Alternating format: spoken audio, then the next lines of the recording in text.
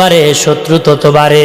আল্লাহওয়ালার বুজুর্গি ইবাদত, এলেমওয়ালার এলেম যত বারে, বন্ধু তত বারে। আল্লাহর ওলি সাহেব কিবলা শুয়ে আছেন, উনায় ফুলতলি ফুলের বাগানে শুয়ে আছেন। আজ ওনার ভক্তের অভাব নাই, অথচ এই দেশে বড় কোটিপতি ঘুমাইছে, কেউ খবর রাখে নাই। ঠিক না? এলেমওয়ালার এলেম যত বারে, দিনের খেদমত যত বেশি করে, বন্ধু তত বাড়ে। আর টাকাওয়ালার টাকা যত বাড়ে, শত্রু তত বাড়ে। বাবা ও বাবাজি, জন্য দিনই কাজ করতে হবে, মেহনত করতে হবে। এর মধ্যে হলো সালাত, নামাজ। যে ব্যক্তি নামাজ পড়বে, 4 সাহাবীর সাথে জান্নাতে থাকবে, 4 জন সাহাবীর সাথে জান্নাতে থাকবে।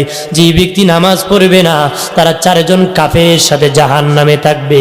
যারা নামাজ পড়বে, তারা 4 জন সাহাবীর সাথে জান্নাতে যাবে রে।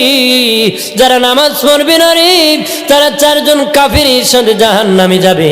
1 নম্বর, আল্লাহর নবীর বিদায়ের পরে প্রথম খলিফা আবু বকর সিদ্দিক আকবর ছিলেন বাদশাহ।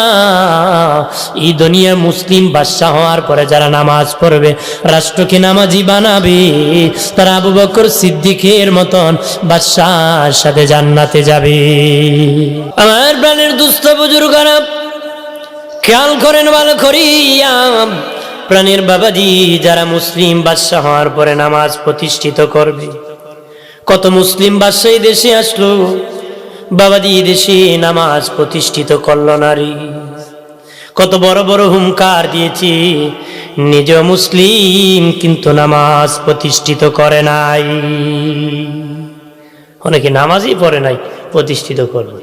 কথাখানা ইসলামী শাসন কায়েম হলে কঠিন বিচার আছে নামাজ না পড়লে। কথাখানা আছে না?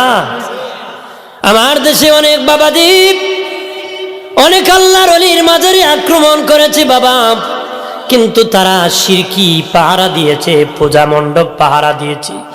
ইসলামী শাসন কায়েম হলে বাবা, যারা এরকম শিরকি কাজের পাহারা দিয়েছে, তাদেরকে প্রথমেই কাজ হলো 100 বেত মারতে হবে, 10 বছরের জেল দিতে হবে। আর ইসলামী শাসন কায়েম করবে, প্রথম তো তোদের বিচার করা লাগবে।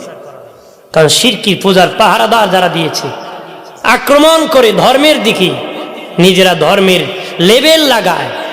আরে তোদের তো প্রথম 100 বেত দিতে হবে, শরঈ মাসালা, 10 বছরের জেল দিতে হবে। কথা বলেন ঠিক কিনা? আমার